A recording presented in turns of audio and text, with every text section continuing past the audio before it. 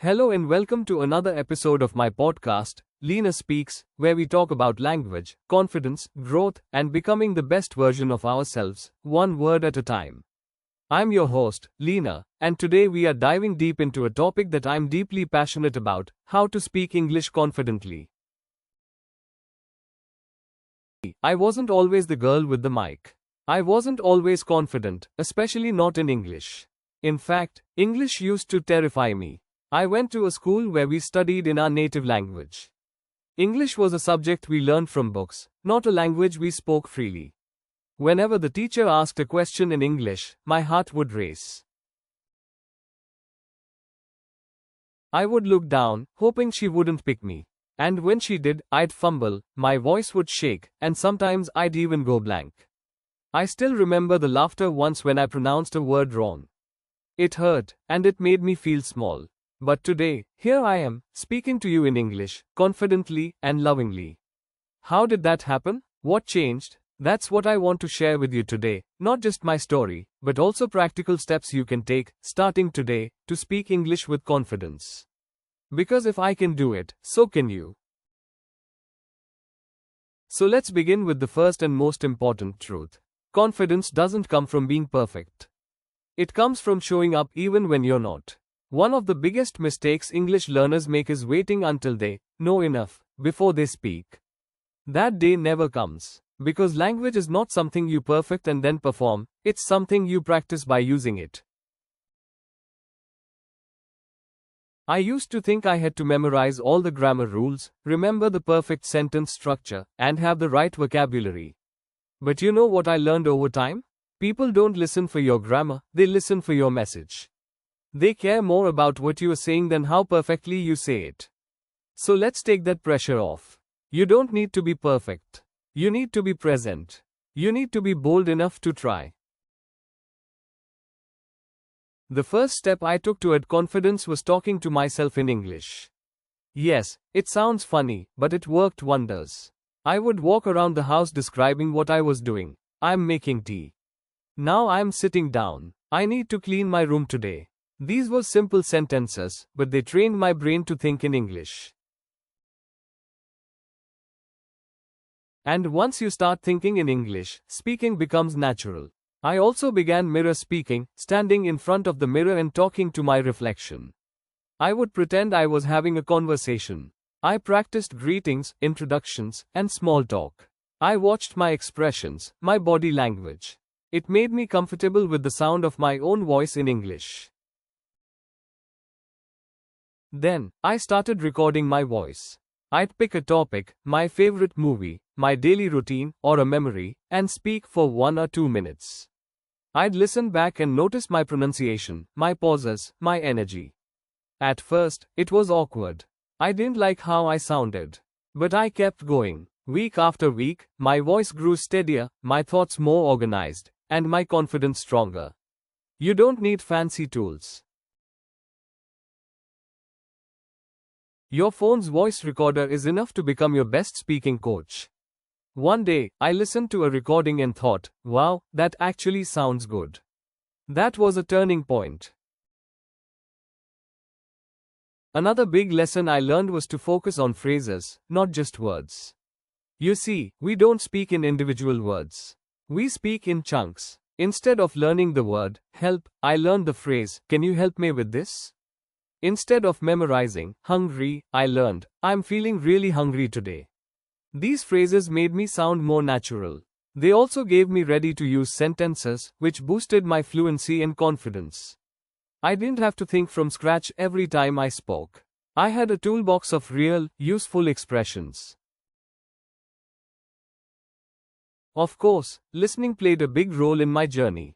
I listened to podcasts, audiobooks, and YouTube videos, mostly in slow English at first. I used subtitles to follow along. I'd pause the audio, repeat the sentence, and shadow the speaker's tone and rhythm. Shadowing became one of my favorite techniques.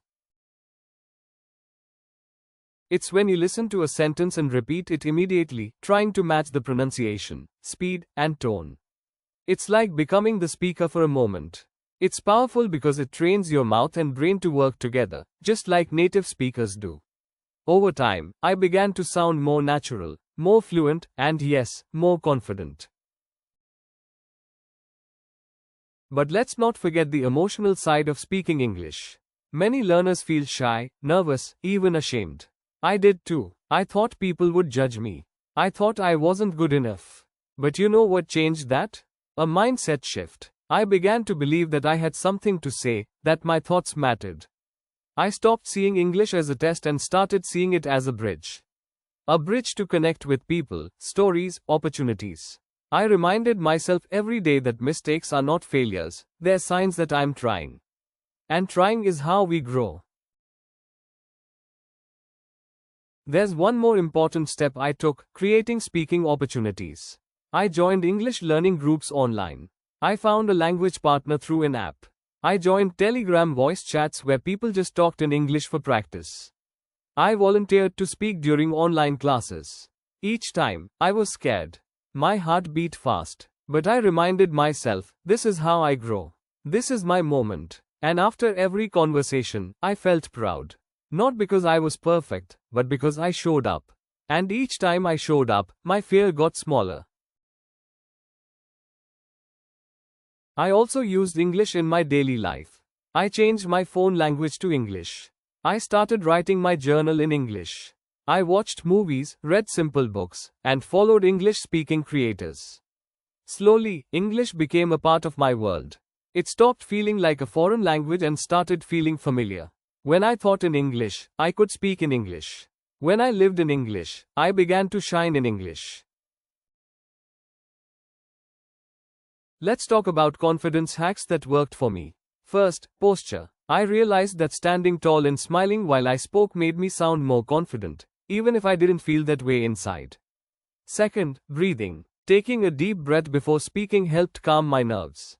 Third, visualizing. I would close my eyes and imagine myself having a great conversation in English, laughing, sharing, connecting. It felt silly at first, but my brain believed it.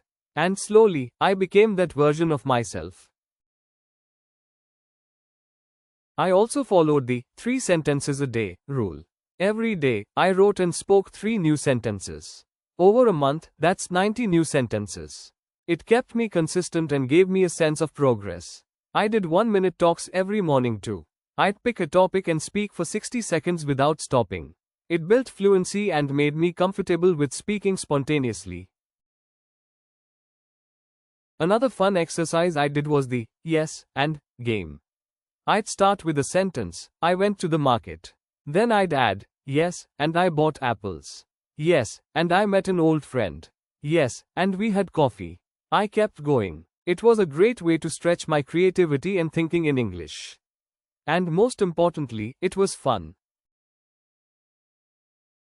Let me pause here and say this. I'm not saying you won't feel nervous. You will. I still do sometimes. But nervousness means you care. It means you're stepping out of your comfort zone. That's a good thing. Confidence is not the absence of fear, it's the decision to keep going despite it. Every speaker you admire today was once a learner, just like you. Every confident voice was once a trembling whisper. Your voice matters. Your journey is valid. And your confidence is coming, with practice, patience, and love. Now, let me share a little story. One day, I had to speak in English during a workshop. It was a big moment for me. I had prepared, but I was nervous. My voice trembled in the first few lines. But I kept going. I smiled. I looked at the audience. I paused. I remembered all the hours I had practiced. And then, something magical happened. I found my flow. People listened. They smiled back. After the session, someone came up to me and said, "Lena, you speak so confidently." I almost cried. Not because I was perfect, I wasn't. But because I was seen, I was heard, and I was proud. That moment stays with me even today. So if you are listening to this and thinking, "But I'm not ready," let me tell you, you are. You don't need another grammar book. You need to speak. You need to believe that your voice is strong. You need to take that first scary step. And once you do, the next one becomes easier. Let me wrap up with a few powerful reminders. Speak every day, even if it's just to yourself. Use the mirror. Record your voice. Listen and shadow native speakers. Learn phrases, not just words. Create your English environment. Say yes to speaking opportunities. Celebrate your progress. And most importantly, be kind to yourself. You are doing something brave. Learning a new language is not easy, but it's beautiful. It opens doors, builds bridges, and changes lives. You, my friend, are more capable than you know. Don't wait for confidence to come. Create it. Speak now, speak often, and speak with heart. This is your time. This is your voice. And I can't wait to hear you shine. Thank you so much for listening to this episode. If it helped you, share it with someone who's learning English too. Let's grow together, support each other, and build a world where every voice is welcome, no matter how it sounds. I'm Lena, and this was How to Speak English Confidently. Until next time, keep learning, keep speaking, and keep believing in yourself. Bye for now.